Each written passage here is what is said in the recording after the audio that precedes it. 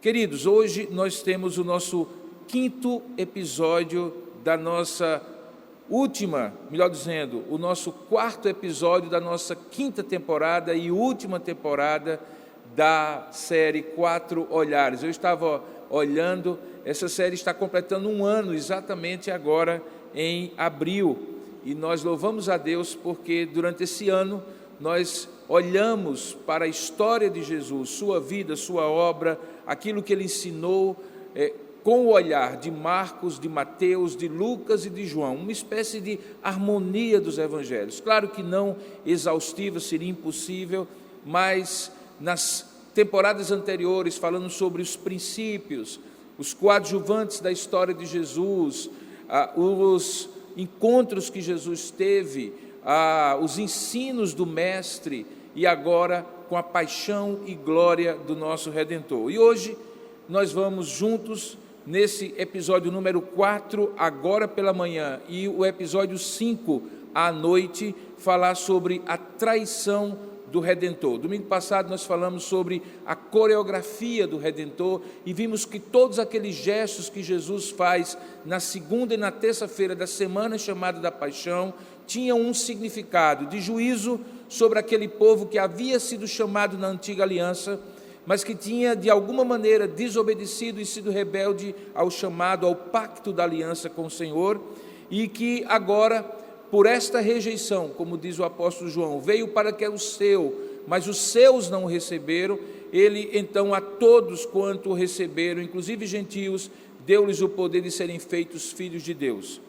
Um dos equívocos é imaginar que este plano de Deus de abençoar todas as nações só começa a partir de Cristo e, portanto, a igreja seria um intervalo deste povo da aliança. Não, de fato não. Paulo diz que a igreja, formada por judeus e gentios, é o mistério que estiver oculto e que se revela plenamente em Cristo, mas que já estava presente, inclusive no chamado de Abraão, quando Deus diz: sai da tua terra, da tua parentela e vai para a terra que eu te mostrarei. Quem te abençoar será abençoado, quem te amaldiçoar será amaldiçoado, em ti serão benditas todas as nações da terra. O fato é que o povo tinha esquecido, se ensimesmado, se tornado um fim em si mesmo, achando que Deus era exclusivamente deles, e aí Deus julgou este povo. Ficou claro quando eles não conseguiram reconhecer o seu Filho Jesus Cristo como o Messias esperado, e então a salvação fica patentemente clara,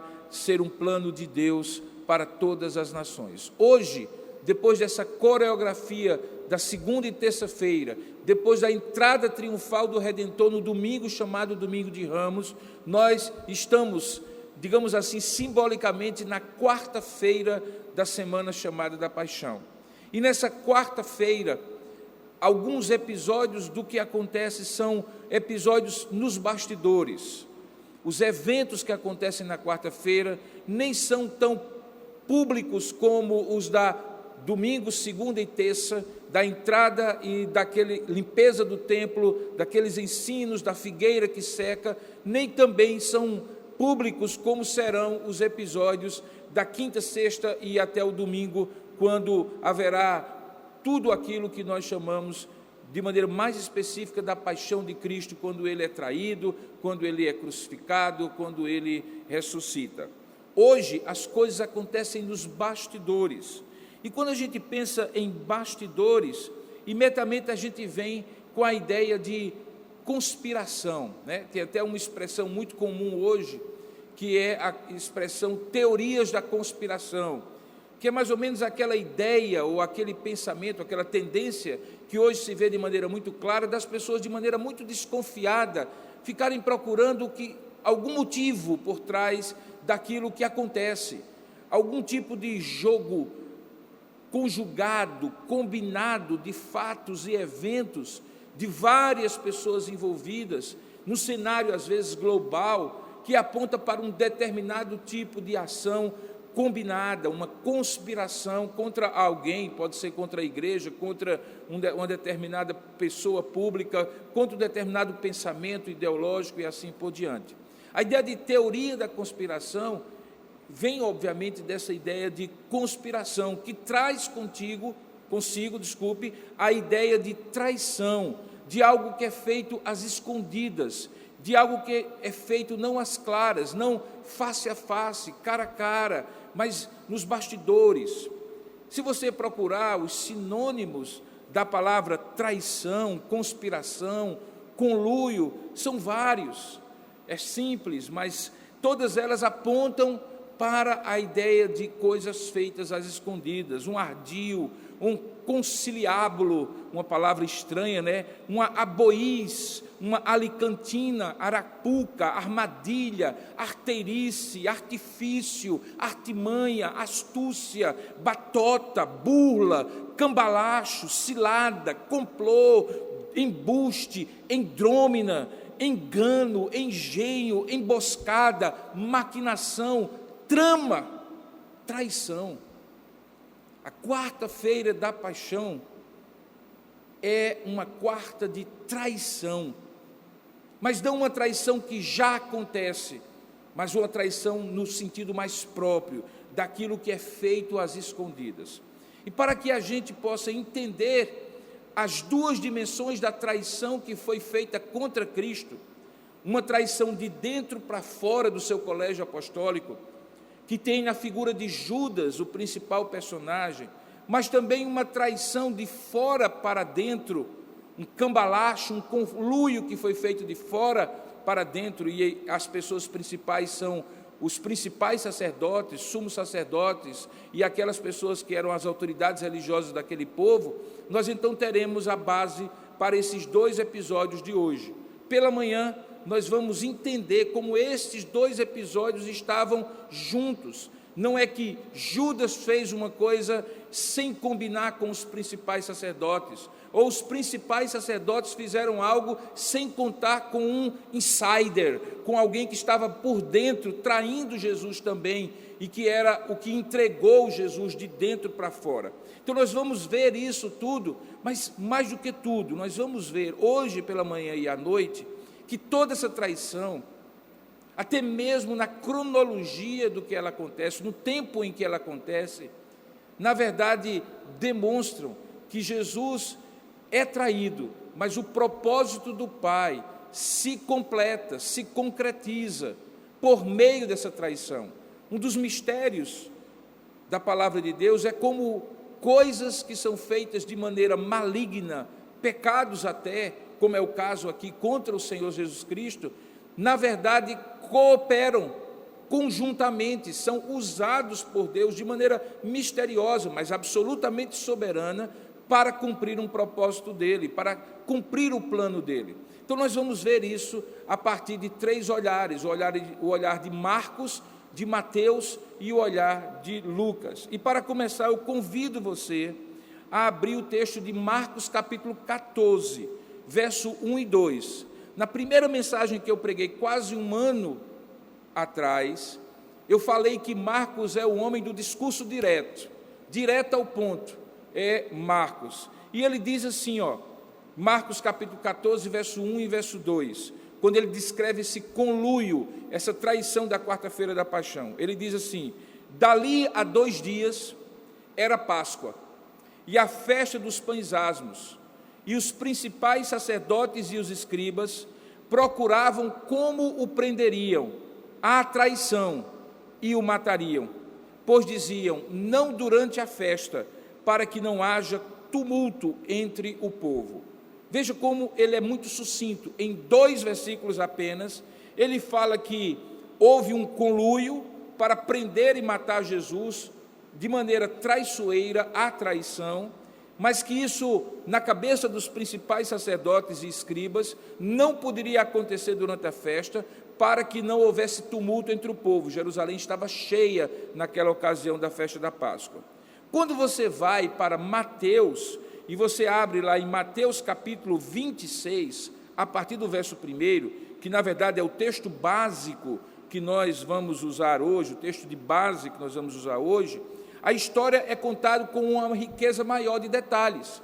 O que Marcos conta em apenas 2 versículos, Mateus estende e coloca uma história no meio, que aparentemente não tem nada a ver, mas como nós iremos ver hoje à noite, tem tudo a ver, que é o momento em que uma mulher também chega diante de Jesus e faz um ato de adoração, quebrando um vaso de perfume cheio de precioso bálsamo para que aquilo seja uma honraria para o Senhor. Mas se você abrir agora, você verá que essa história está no meio, essa história da mulher está no meio daquilo que Mateus descreve no capítulo 26, verso 1, da traição da quarta-feira. Diz assim, Mateus 26, verso 1: tendo Jesus acabado todos esses ensinamentos, lembra, semana passada, esses ensinamentos se referiam inclusive àquele sermão escatológico que Jesus prega na esplanada do templo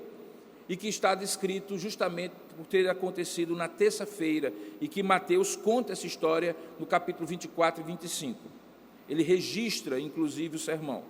Então, tendo Jesus acabado todos esses acontecimentos, ele disse aos seus discípulos: sabeis que daqui a 2 dias celebrar-se-á a Páscoa, e o Filho do Homem será entregue para ser crucificado. Primeiro detalhe, perceba que Mateus diz e afirma que foi o próprio Senhor Jesus que disse que daqui a 2 dias aquilo aconteceria. Marcos apenas registra o fato que daqui a 2 dias haveria Páscoa e houve uma conspiração. Mas o Senhor Jesus, segundo a descrição do olhar de Mateus, estava absolutamente no controle das circunstâncias, e então ele diz: olha, vocês que são meus discípulos, vocês sabem que daqui a 2 dias, como acontece todos os anos, celebrar-se-á a Páscoa, e o Filho do Homem será entregue para ser crucificado. Jesus tinha consciência e controle da situação. Por conta disso, Mateus começa a descrever o que vai ou o que está acontecendo nos bastidores.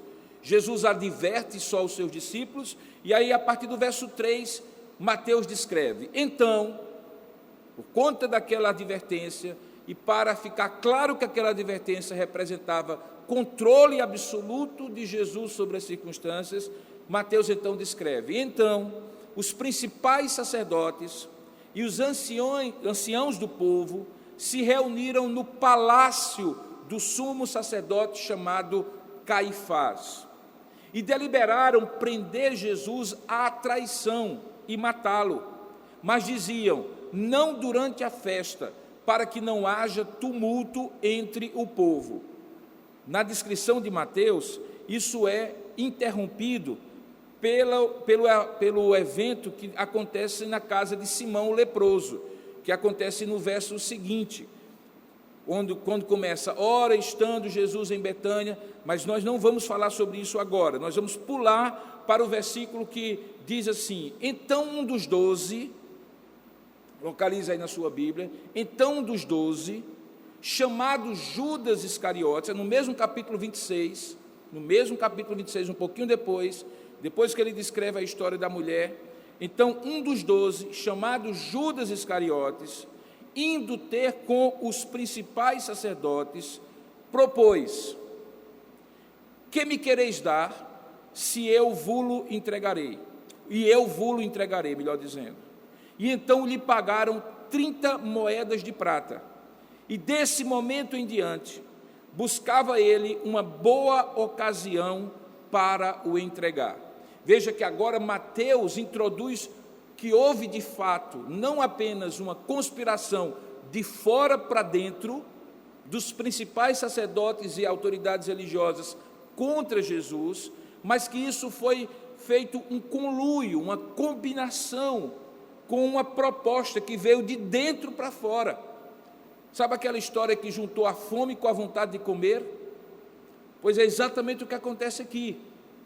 Essa beligerância das autoridades religiosas já existia contra Jesus, mas havia um problema, na verdade um duplo problema. O povo externamente se revoltaria se ele fosse preso, principalmente numa festa como a Páscoa. Jesus arrastava multidões, é só lembrar a entrada triunfal no domingo. E havia um problema interno. O grupo de Jesus era fechado, eram 12 homens escolhidos a dedo, que já caminhavam com ele há 3 anos e meio a essa altura, que tinham sido resgatados de lugares absolutamente medíocres, Como eu usei na segunda temporada, eles vieram do lixo para o luxo. Eram pescadores, eram homens, inclusive, rejeitados socialmente, mesmo que tivessem uma boa condição social, como era o caso de Mateus, que era coletor de impostos, boa condição financeira. Esses homens são tirados de uma vida absolutamente ordinária, sem muita graça, sem muito sentido, e Jesus os chama para ser discípulos, caminharem com Ele, seguirem-no, e ao mesmo tempo, em algum momento, separa-os dos demais discípulos, porque a essa altura eram centenas e milhares, e dá para eles uma ordem, um apostolado, uma missão, e discípulos se tornam apóstolos. Discípulo é aquele que vem e segue o mestre. Apóstolo é aquele que, tendo vindo e seguido o mestre, é enviado. A palavra apóstolo vem da origem grega enviar. Portanto, eles eram enviados, representantes, um grupo fechado. E obviamente que todos nós sabemos, a história mostra, que toda traição precisa ter um elemento interno, um conspirador interno, um traidor interno. E para aqueles homens até então, autoridades religiosas, essa figura não tinha aparecido. E então Mateus diz que esse, um dos 12, chamado Judas Iscariotes, tomou a iniciativa de ir até os principais sacerdotes e propôs a eles que eles lhe dessem algum tipo de recompensa financeira, e ele então entregaria de dentro para fora, e então a conspiração se tornaria uma realidade. Nós vamos ver o papel de Judas nessa conspiração hoje à noite, mas fica muito claro que ele já a partir de agora, veja o texto de Mateus, desse momento em diante, quando o acordo foi feito e Jesus foi vendido por Judas por 30 moedas de prata, buscava ele uma boa ocasião para o entregar. O texto de Lucas, capítulo 22, do verso 1 ao verso 16, verso 6, Lucas 22, 1 a 6, descreve também essa história muito interessante, porque ele é bem reduzido, mas ele diz assim, verso 1 de Lucas capítulo 22, eu estou lendo os 3 textos para você ter uma visão dos 3 olhares, aqui só são 3 olhares. Estava próxima a festa dos pães asmos, que é chamada Páscoa, uma festa colada na outra. Preocupavam-se, diz Lucas, os principais sacerdotes e os escribas em como tirar a vida a Jesus, porque temiam o povo. Veja, os 3 entendem que o que segurava aquelas autoridades era o temor ao povo. Mas aí Lucas acrescenta um detalhe. No verso 3 do capítulo 22, ele diz assim: ora, Satanás entrou em Judas, chamado Iscariotes, que era um dos 12. Aqui Lucas, então, introduz a ideia de que a conspiração de Judas não foi apenas algo do gênio humano, do seu caráter deturpado, distorcido, das suas fissuras de caráter, mas houve uma ação diabólica usando Judas. À noite a gente vai tentar entender como é a responsabilidade de Judas e qual é o limite da ação do diabo na vida dele, de tal maneira que, apesar do diabo ter entrado nele, Judas é responsabilizado diante de Deus pela traição. Mas isso é à noite. Então, aqui Lucas introduz que a ideia de traição não veio apenas da cabeça de Judas, mas veio por uma tentação, por uma possessão demoníaca de Judas por meio de Satanás. E por consequência, diz o verso 4, ele então foi entender-se. A palavra que é usada aqui no Novo Testamento grego, ele foi acertar um negócio. É a mesma ideia de um conluio, de uma traição. Ele foi entender-se com os principais sacerdotes e os capitães sobre como lhes entregaria a Jesus. Esses capitães eram a guarda específica do templo. E Jesus, obviamente, indo e voltando, como nós vimos na segunda e terça e no domingo, de Betânia para Jerusalém, entrava no templo e, obviamente, a ideia deles inicialmente era pegar Jesus em algum momento na esplanada do templo. Por isso que os capitães participam do conluio. Ele foi entender-se. E, diz o texto, eles se alegraram. Verso 5, então eles se alegraram e combinaram em lhe dar dinheiro. Lucas não diz quanto, Mateus diz que foram 30 moedas, e Judas concordou, e aí a mesma expressão de Lucas, de Mateus, acaba acontecendo agora em Lucas, e buscava uma boa ocasião de lhe entregar aos homens, porém sem tumulto. Bom, os textos estão lidos, fica muito claro o conluio de Judas e as principais autoridades. O que nós vamos ver nesta manhã é qual é o papel dos traidores de fora para dentro. Por que eles traíram Jesus? O que lhes motivava? O que eles tinham por objetivo? E como isso encaixou na tendência de um caráter fissurado, corrompido, de um apóstolo do grupo mais íntimo de Jesus, que eram os 12 apóstolos. Vamos orar e pedir a Deus que abra o nosso entendimento, fale com o nosso coração e traga ao nosso coração a sua palavra. Curva a sua cabeça aí onde você está e vamos falar com o Pai. Senhor, nosso Deus e nosso eterno Pai, nós oramos e agradecemos a Ti, ó Deus, nessa hora, pela Tua palavra tão rica, de tantos detalhes, de olhares diferentes, de homens que conviveram e viram ou relataram a partir daquilo que outros relataram para eles, os evangelistas.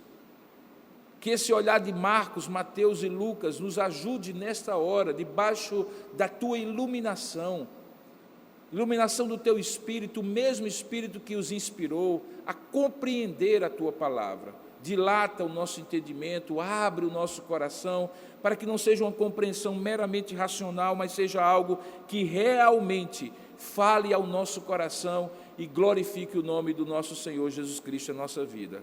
Fala conosco, Pai, nós oramos e agradecemos em nome e para a glória de Jesus. Amém e amém.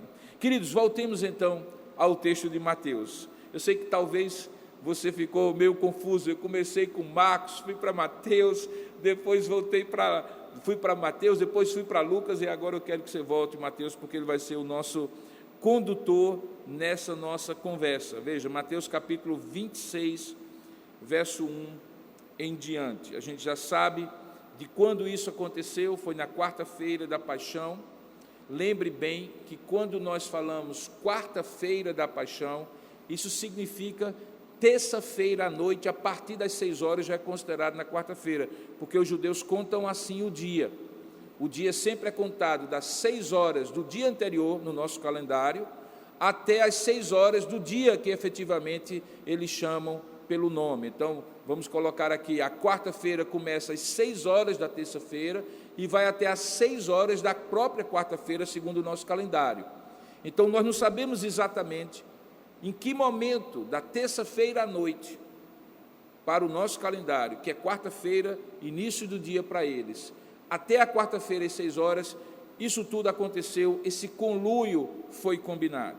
Mas de uma coisa nós sabemos, é que ele não é novidade. Jesus sempre teve um embate direto, muito conturbado com as autoridades religiosas.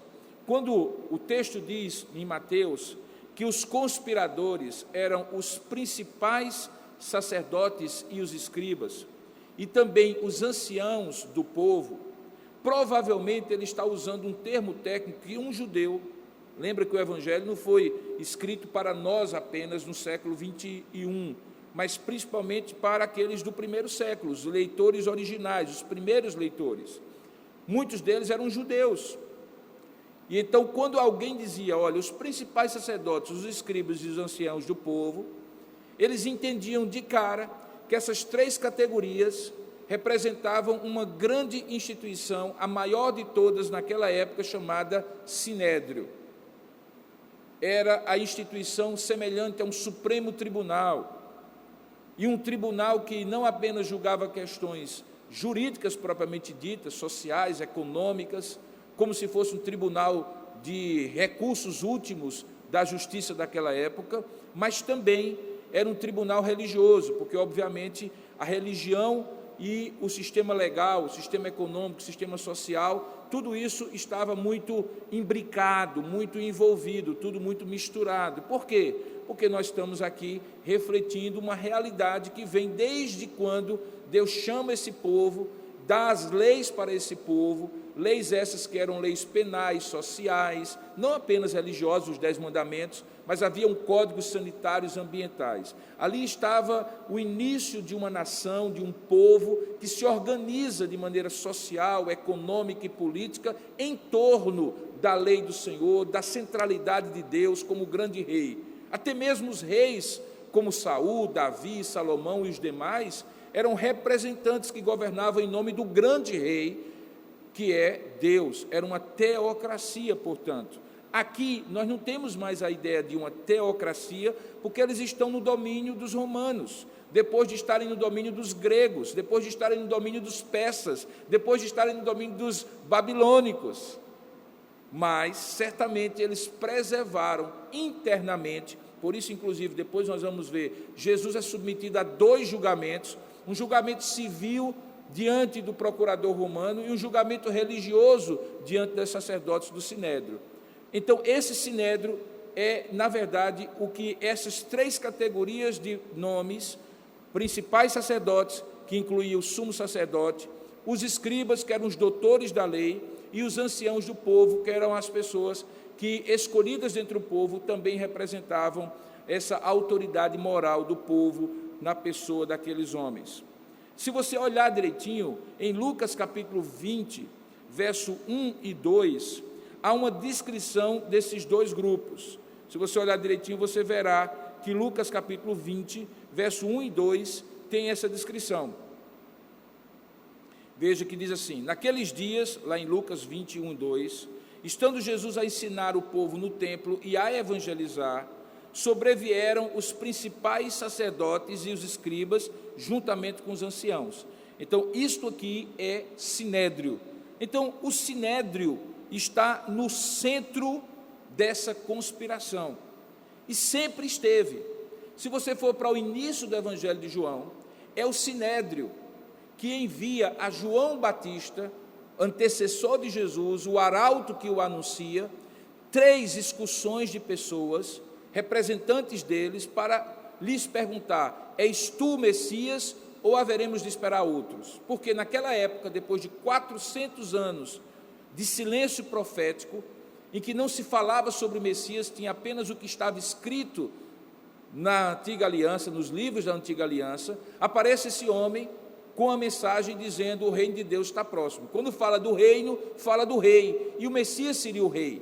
Então eles mandam para João Batista interrogatórios, 3 comitivas, perguntando se ele era o Messias, e se, sendo o Messias, se não fosse Messias, quem seria, se deveriam esperar outros. A partir dali, num crescente de hostilidade, essas autoridades religiosas começam a olhar para Jesus com muita desconfiança. Jesus tinha um ensino que nós poderíamos chamar de heterodoxo. Não que ele contrariava a lei, ele mesmo diz no Sermão da Montanha: eu não vim para desfazer a lei, eu vim, na verdade, para cumpri-la. E a maneira que ele cumpriu foi sendo ele, pessoalmente, o cumprimento da lei, mas também sendo ele aquele que poderia dar a entender, ressignificar a razão mais profunda, o significado mais profundo de cada um daqueles mandamentos. Ele faz isso, inclusive, no Sermão da Montanha, quando ele diz assim: ouvistes o que foi dito, eu, porém, vos digo. E não que ele contradissesse aquilo que tinha sido dito na lei de Moisés, mas ele ia no profundo da motivação. E então ele dizia assim: olha, deixa eu dizer uma coisa, lembra aquele mandamento, ouviste o que foi dito, não matarás? Pois bem, se vocês pensam que matar é apenas fazer o mal fisicamente a alguém, tirar-lhe a vida, saiba que se alguém se irá contra seu irmão, sem motivo no seu coração, já terá assassinado ele. Então Jesus ia mais profundo. Isso tudo incomodava os principais sacerdotes e religiosos da época. Por quê? Porque àquela altura a religião judaica tinha se tornado uma religião formal, cheia de meticulosidade, cheia de detalhes, leis e sobre leis, pequenas regrinhas que foram sendo acrescentadas, mas essas regrinhas não iam ao cerne do coração do homem. que não é mudado por regras e por normas, mas por um toque na motivação, na emoção, na razão, que fazem parte dessa figura chamada coração, a sede da alma humana, a sede do ser humano. A lei não é capaz de transformar esse coração humano.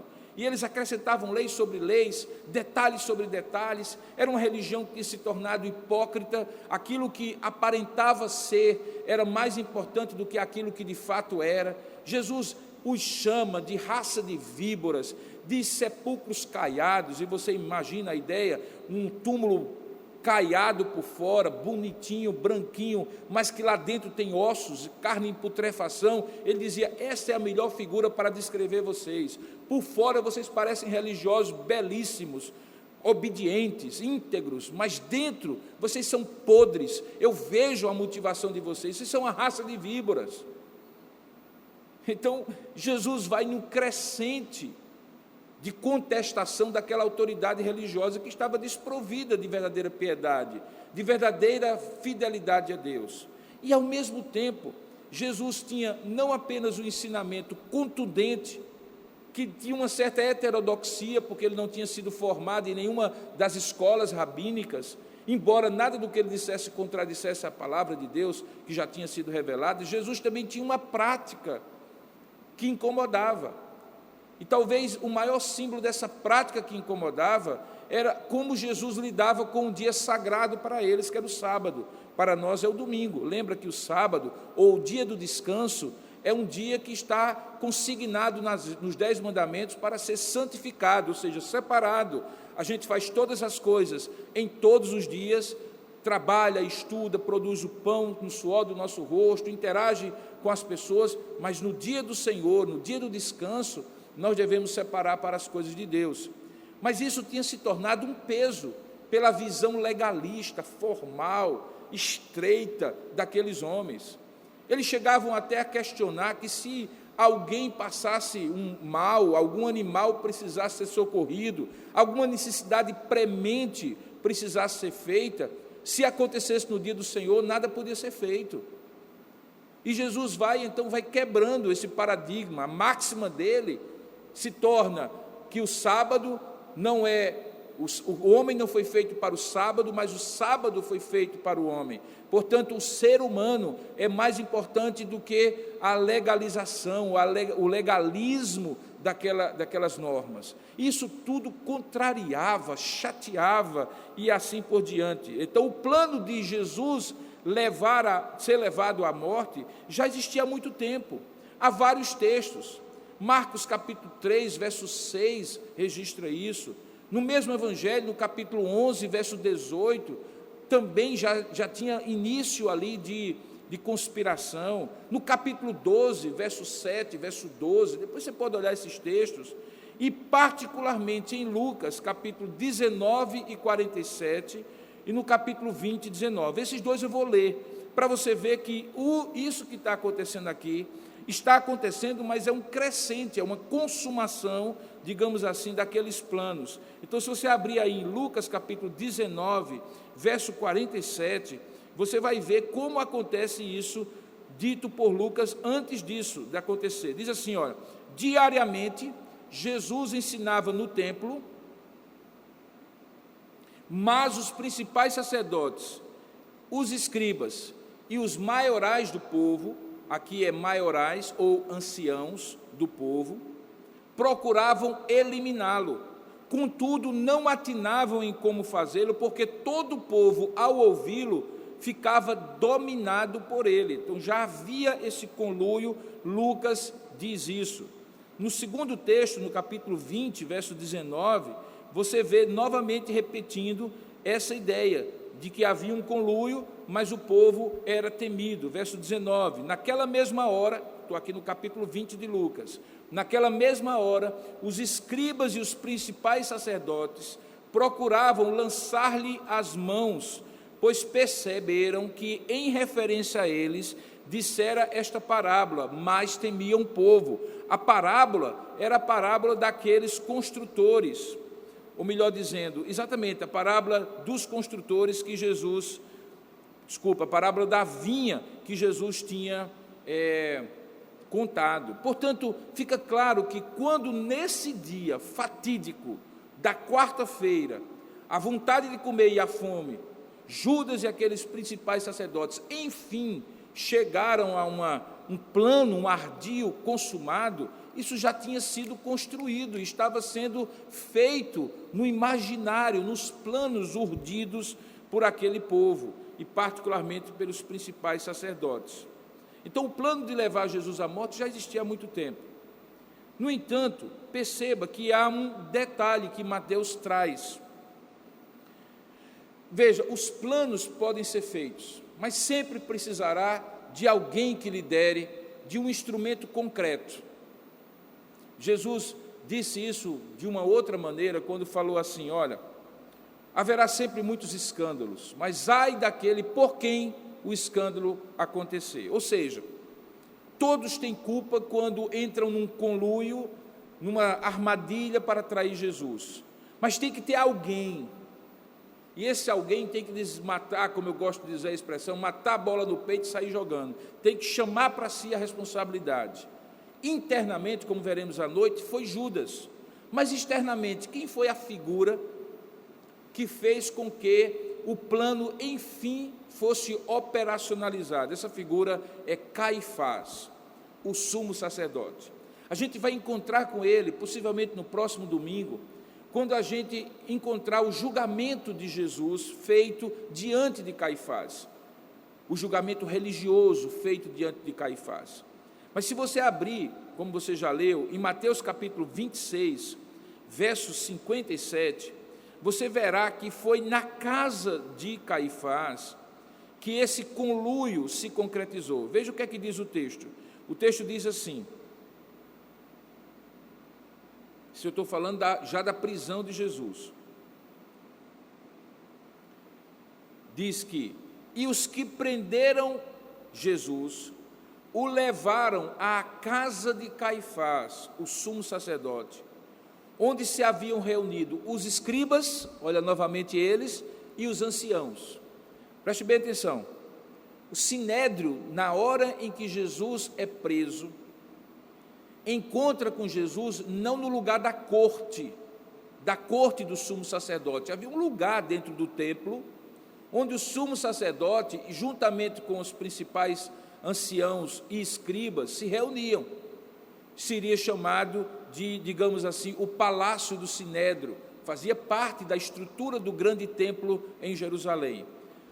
Contígua, ou seja, ao lado, coladinho ali ao templo, havia a casa de Caifás. E é curioso que na hora em que Jesus é preso, inclusive à noite, você vai ver quando a gente falar sobre o Getsêmani, desde aquela época ninguém poderia ser preso à noite, mas Jesus é preso à noite, e meio que para camuflar a quebra da lei, ele é levado pelos capitães do templo que vão prendê-lo no Getsêmani, não para o palácio, mas para as escondidas da casa do sumo sacerdote, onde já estavam reunidos os anciãos e os escribas. A gente viu no texto de Mateus, também no capítulo 26, que é a esse que Judas procura. Veja, no capítulo 26, verso 3, diz que os principais sacerdotes e os anciãos do povo se reuniram no palácio do sumo sacerdote chamado Caifás, e lá deliberaram prender Jesus à traição e matá-lo, e é lá que Judas se encontra com eles. Então nós temos dois lugares diferentes. O conluio foi feito no palácio oficial do sacerdócio, do sumo sacerdócio. É lá que o acordo de Judas e Caifás é feito. As 30 moedas são pagas a Judas. Mas quando Jesus é preso, para escamotear, fazer as escuras, para que os romanos não tivessem um motivo para anular aquela prisão, segundo o direito romano, que proibia a prisão à noite, a não ser em caso de conspiração contra César, Jesus é levado para ser julgado na casa e não no palácio de Caifás. Esse detalhe é importante porque, primeiro, coloca Caifás no meio do complô, como a grande mente que vai liderando aqueles conspiradores, traidores de Jesus, como também aquele que, de maneira astuciosa, dribla os detalhes da lei romana e da lei judaica, a ponto de, quando Jesus tem o seu plano urdido, é feito no palácio, mas quando Jesus é efetivamente preso, é na casa que ele é recebido por Caifás e os principais sacerdotes. Portanto, a gente pode, sem dúvida alguma, concluir que a grande figura de fora para dentro, que durante todos esses anos do ministério de Jesus estava oculto em todos aqueles embates que os escribas, fariseus e saduceus tinham com Jesus, e que vai num crescente, até chegar naquele momento, era a figura de Caifás. E aqui, queridos, preste bem atenção no que eu vou dizer, porque aqui está o fundamento, a razão para que aquela beligerância, aquela animosidade se transformasse numa traição. Quem era Caifás? Caifás era o sumo sacerdote, o ápice, a pontinha da pirâmide sacerdotal e religiosa do povo. O sumo sacerdote começou com a figura de Arão, irmão de Moisés. É um dos 3 ofícios do Antigo Testamento. Há o rei, que depois é representado pelos monarcas mesmo, mas que aponta para a figura do governo de Deus. O rei está associado a governo, ao reino de Deus. Há a figura do profeta, que Deus chama no outro vértice desse triângulo, para ser a boca do povo. A ideia de profeta é a boca de Deus. Ele fala em nome de Deus. O rei governa, o profeta fala em nome de Deus para o povo. E o povo é representado diante deste rei pelo sacerdote, e particularmente pelo sumo sacerdote. O sacerdote é que ora do povo para Deus. O sacerdote é que oferece o sacrifício do povo para Deus. Ele representava a necessidade desse povo ser aceito por Deus, e por isso havia sacrifícios e todos aqueles rituais.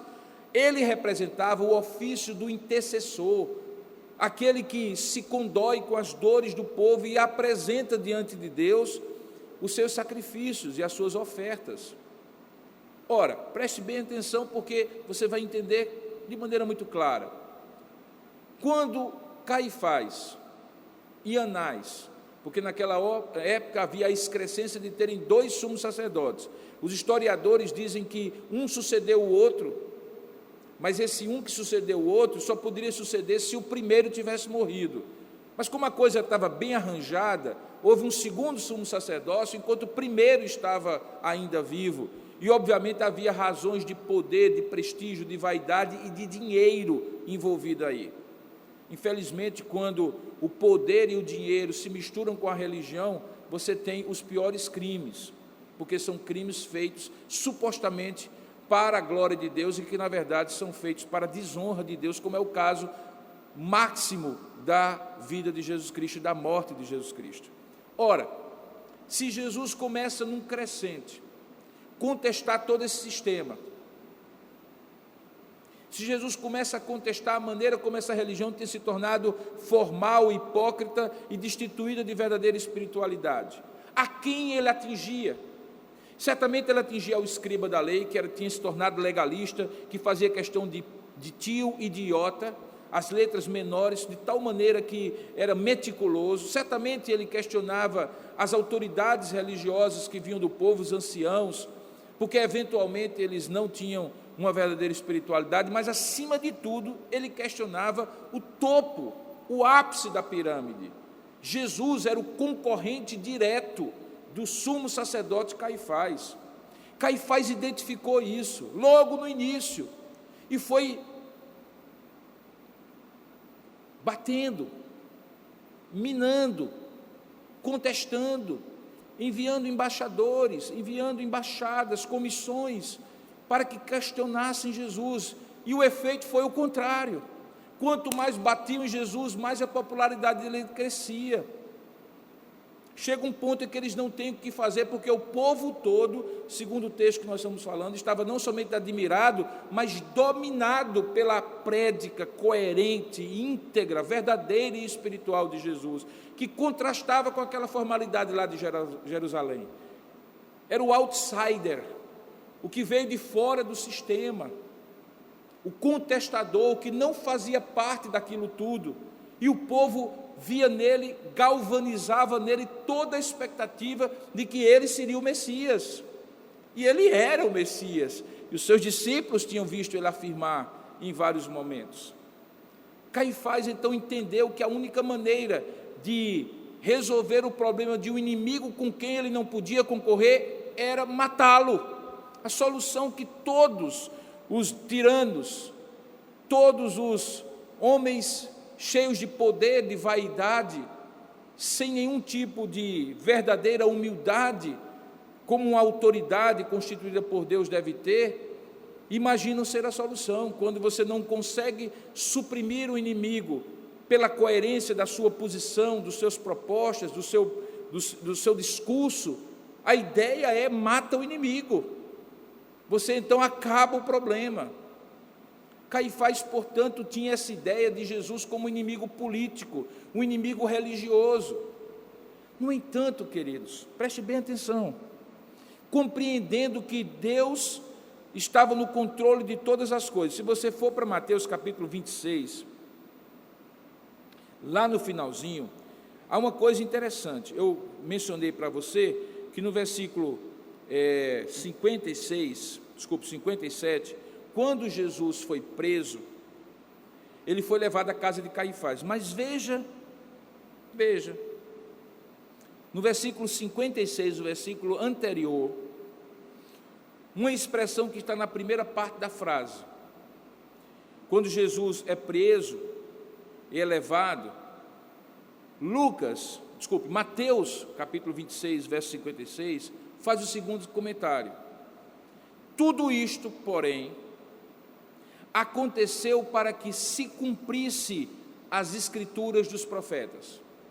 Então, aqui tenho eu, um Caifás, que identifica em Jesus uma ameaça política religiosa, que resolve levar todo o sinédrio com ele, conspirando ao longo de todo o ministério, mas chegando a esse ápice de resolver prendê-lo, contando com o apoio interno e o conluio interno de Judas Iscariotes, discípulo e apóstolo de Jesus.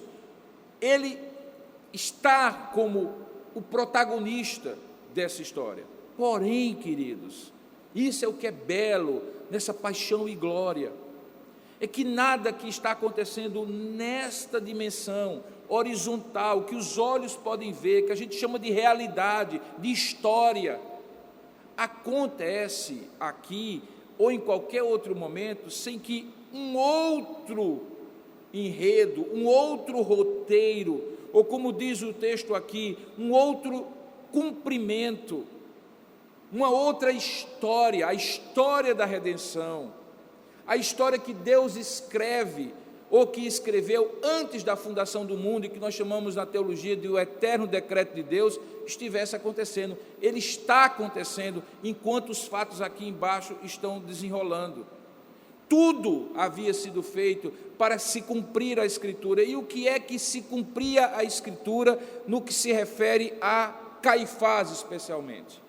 E eis aqui a maravilha, é que Jesus Cristo vem como rei, vem como profeta, mas também vem como sumo sacerdote da nossa confissão. Aquilo que Arão prefigurava e todos os sacerdotes prefiguravam, em Jesus se transformou ou se tornou em plenitude de cumprimento. O escritor aos Hebreus diz isso, ele diz assim: olha, o sumo sacerdote precisa ser homem, mas ao ser homem, ele também tem suas fraquezas e pecados, e antes dele interceder pelo povo e oferecer sacrifícios e ofertas pelos pecados do povo, ele primeiro precisa se purificar e oferecer sacrifícios, O texto de Levítico, o texto de Êxodo, mostra a purificação do sacerdote antes de fazer as suas ofertas e sacrifícios. Ele tinha que tomar um banho de corpo completo, com água puríssima e corrente. Depois ele recebia uma túnica branca por baixo de tudo aquilo que ele ia vestir, da estola sacerdotal, da mitra sacerdotal, de todo daqueles aparatos, aqueles paramentos típicos do sumo sacerdócio, que tinha detalhes que todos eles eram simbólicos. Ele tomava, portanto, um banho, vestia aquele linho fino, aquele manto, aquele vestido de linho branco, puríssimo, que representava a santidade, a pureza, não podia ter costura, para dar a ideia de integridade. Era entretecido e feito de um tecido só, sem costuras. Depois dali, ele tinha, no ato de ser ordenado sumo sacerdote, colocado no lóbulo da sua orelha direita, no polegar da sua mão direita e no dedão do seu pé direito, gotas de sangue de um cordeiro sacrificado, que representava que o seu ouvir, o seu agir e o seu caminhar deveriam ser cobertos pelo sangue do cordeiro, aquele mesmo que havia sido derramado e colocado nos umbrais da porta, que significa remissão. Ele era um homem remido, separado, santificado. Sobre essas gotículas de sangue, ele também recebia a unção de um azeite finíssimo, de 7 vezes depurado, que representava o poder, a comissão, a autoridade, a unção sacerdotal, que também era colocado para que tudo aquilo que ele ouvisse, fizesse, por onde ele caminhasse, ele estivesse caminhando, vivendo, vivenciando e ouvindo de maneira separada dos demais mortais. Tudo isso era símbolo, mas o grande problema é que ele era um homem pecador. O sumo sacerdote era um homem pecador que tinha sido separado por Deus para representar de maneira parcial, de maneira provisória, aquele grande sumo sacerdote que agora o escritor aos Hebreus diz: Cristo, porém, mesmo sendo homem, não teve pecado. Portanto, ele não fez o sacrifício que fez como cordeiro, sendo sacerdote e oferta ao mesmo tempo, por si. Ele fez pelo povo, é o sacrifício perfeito. Ele é o sumo sacerdote perfeito, porque apesar de homem, ele não tem pecado. Então, a grande razão para que todo aquele ódio viesse de Caifás não era apenas uma razão religiosa, política. Espiritualmente, Deus suscita no coração daquele homem e usa Satanás por meio de Judas para que um sumo sacerdote, destituído de poder e de autoridade, formalista, legalista, hipócrita, corrupto, olhasse para o verdadeiro sumo sacerdote da nossa confissão, Jesus Cristo, como inimigo. Deus estava nos bastidores dessa história, fazendo com que esse conflito e essa conspiração convergisse para a derrocada definitiva da velha aliança, e aquele sumo sacerdote fosse substituído por um novo sumo sacerdote, o nosso Senhor Jesus Cristo, o sumo sacerdote perfeito. Hebreus capítulo 4 diz um texto muito belo, porque ele descreve justamente essa ideia. Se você abrir a palavra de Deus, lá você vai ver, Hebreus capítulo 4, verso 14, diz assim, Hebreus 4,14, falando sobre o sumo sacerdócio de Jesus Cristo. Você sabe que o livro de Hebreus foi escrito para judeus, por isso que ele recebe esse nome, que tinham se convertido ao cristianismo, mas que estavam pensando na possibilidade de voltar ao judaísmo, por conta da pompa e circunstância do judaísmo. O cristianismo primitivo era muito simples, e Jesus, então, o Espírito Santo, então, inspira o escritor aos Hebreus, que nós não sabemos quem é, muitos dizem ser Paulo, possivelmente eu acredito dessa forma. Ele mostra, em vários momentos da sua carta, a superioridade de Cristo sobre a superioridade da aliança de Cristo sobre a antiga aliança, a superioridade do reinado de Cristo, do nome de Cristo, da essência de Cristo e do sumo sacerdócio de Cristo. Veja o que é que ele diz aqui no capítulo 4, verso 14. Ele diz assim: tendo, pois, a Jesus, o Filho de Deus, como grande sumo sacerdote, que penetrou os céus. Lembra que a ideia do sumo sacerdote que penetra no santíssimo lugar, na própria presença de Deus, isso uma vez por ano, no dia da expiação, no Yom Kippur, aqui é substituída pela ideia de que o Senhor entrou na habitação do próprio trono de Deus, como Filho de Deus encarnado. Isso ele fez pela morte, nós veremos depois, de uma vez por todas. Diz que ele penetrou os céus, e por causa disso, conservemos firmes a nossa confissão. E olha a descrição doce que é feita desse sumo sacerdote. Ele diz assim: porque não temos sumo sacerdote que não possa compadecer-se das nossas fraquezas. Antes foi ele tentado em todas as coisas à nossa semelhança, mas sem pecado. Acheguemo-nos, portanto, confiadamente junto ao trono da graça, a fim de recebermos misericórdia e acharmos graça para socorro em tempo oportuno. Esse sumo sacerdote é Jesus. No capítulo seguinte, capítulo 5, ele diz assim: olha, porque todo sumo sacerdote, ele é tomado dentre os homens, ele é constituído nas coisas concernentes a Deus, a favor dos homens, aquilo que eu estava explicando, para oferecer tanto os dons como os sacrifícios pelos pecados. Ele deve ser capaz de condoer-se dos ignorantes e dos que erram, pois ele também mesmo está rodeado de fraquezas. E por esta razão, deve oferecer sacrifícios pelos pecados, tanto do povo como de si mesmo.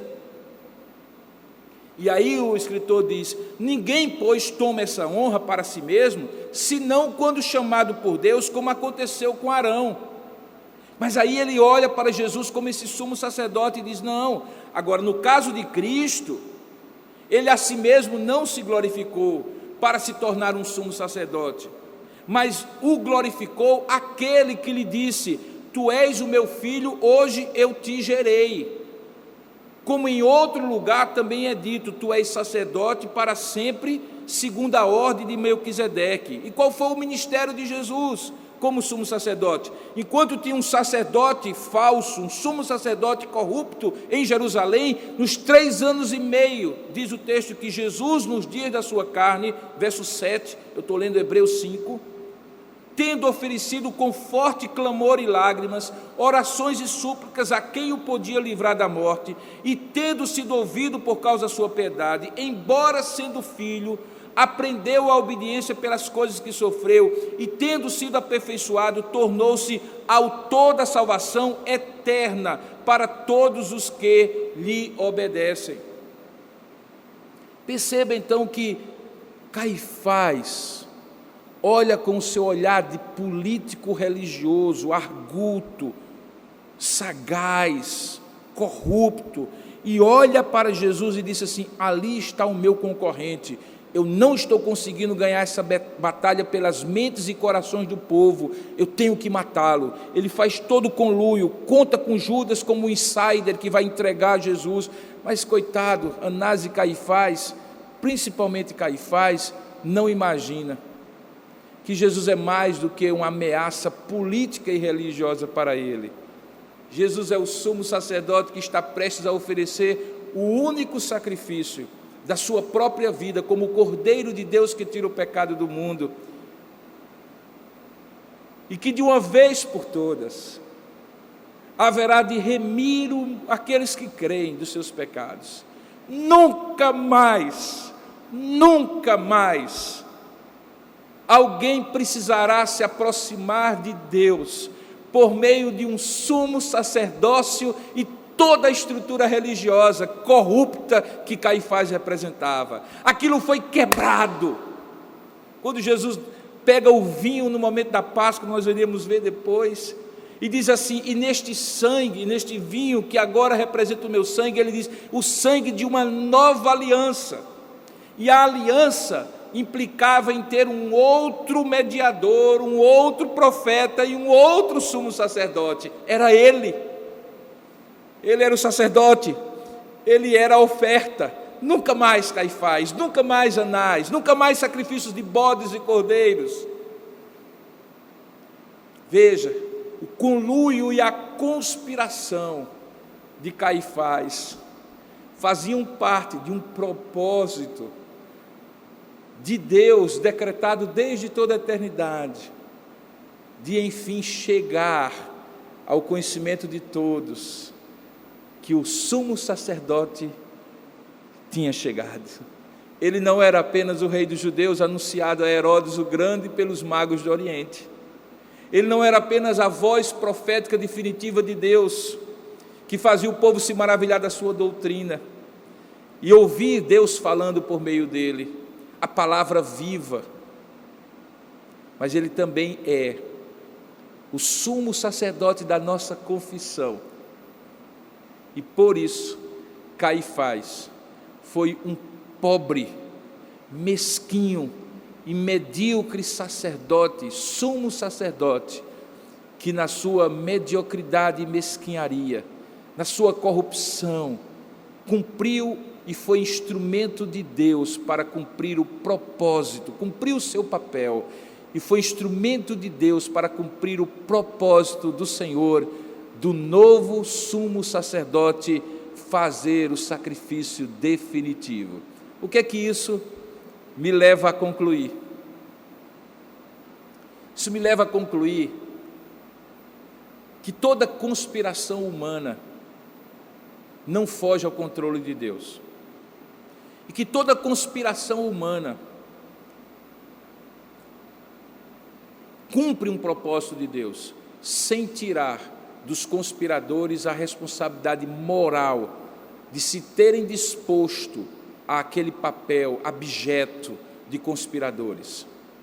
Deus responsabiliza o homem, ainda que cumpra o seu papel por meio deste homem, livre moralmente para fazer aquilo que ele não deveria fazer. Bom, queridos, eu sei que essa história é a história da redenção. Era Jesus que estava ali para cumprir o papel. Mas é curioso, né? Que a gente pode pegar essa história e transportar para a nossa vida em vários momentos.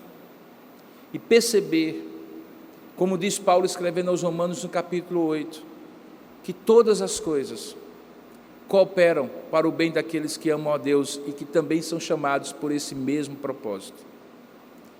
Isso me dá conforto e deve dar conforto a você, de saber que a nossa vida, se vivida diante de Deus, ainda que cheguemos a enfrentar conspirações, sedições, traições, de toda ordem, movidas pelos motivos mais terríveis possíveis, nada disso nos afastará do amor e do propósito de Deus, porque se Deus é por nós, quem será contra nós?